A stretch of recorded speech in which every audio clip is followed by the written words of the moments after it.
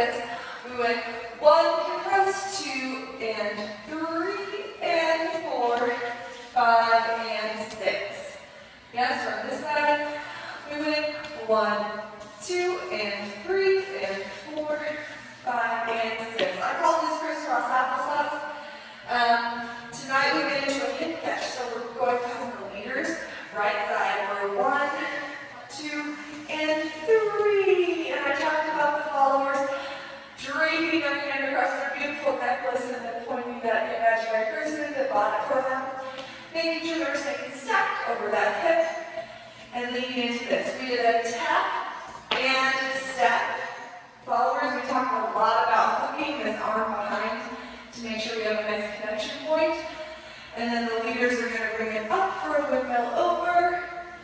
And this was about 8 counts, unless your follower wanted to stay a little longer. It could be 10. So from crisscross.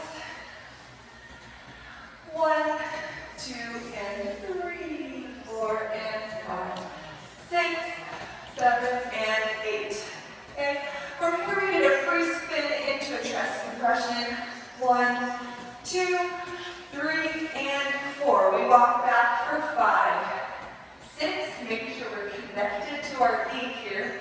We're then going to hook 6 and 7